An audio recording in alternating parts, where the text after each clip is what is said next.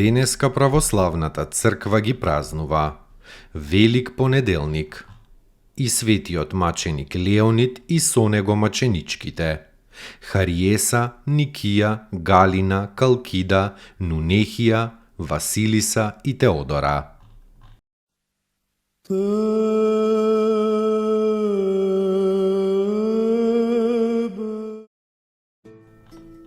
Велик понеделник, понеделникот пред Пасха.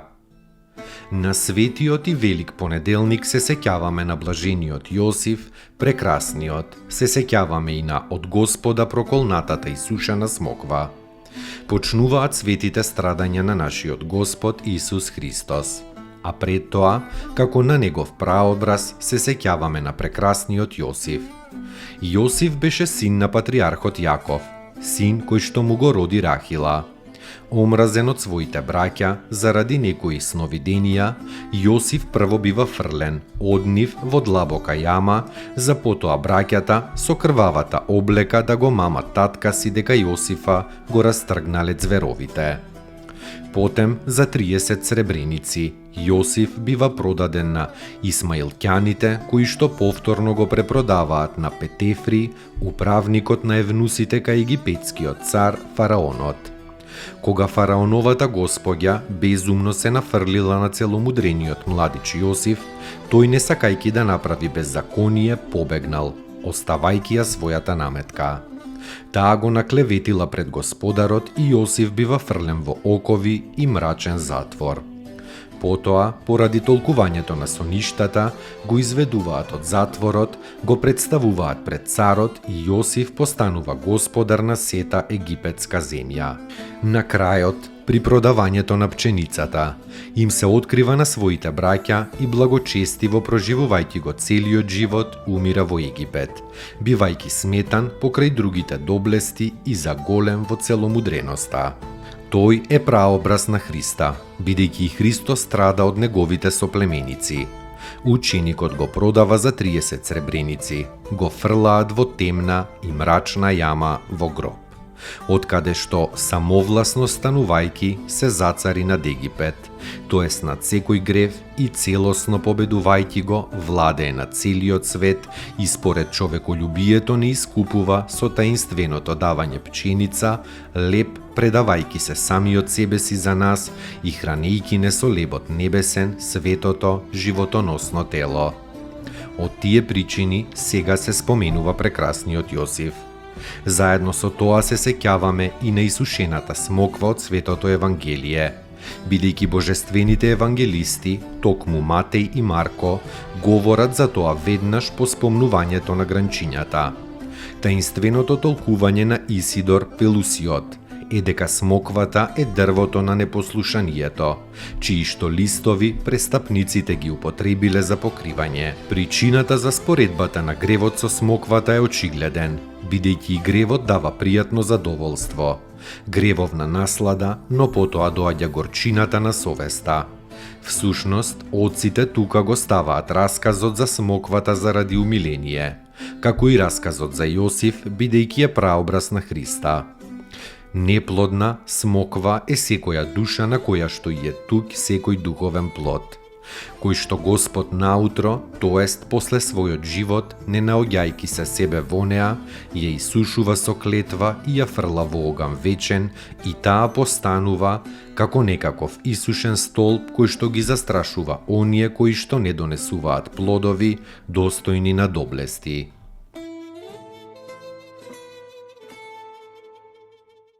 Достойно est Јаково истину, блажити Тја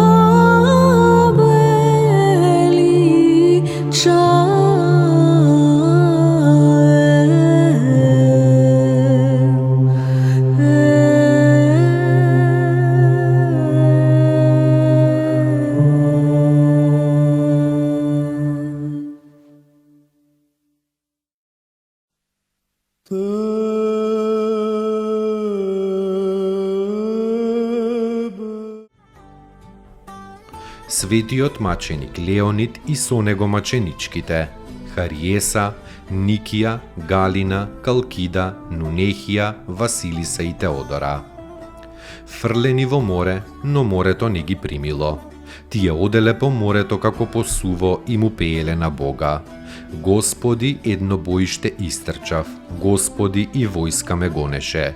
Господи, и не се одреков од Тебе, Господи, спаси го духот мој. Гледајќи ги така, незнабожците прво се восхитиле, но потоа им врзале камења за вратот и повторно ги фрлиле во морската длабочина и ги потопиле. Сите чесно пострадале за царот и Господ Христос во 281 година.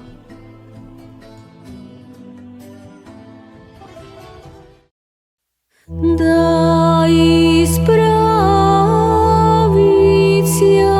молитва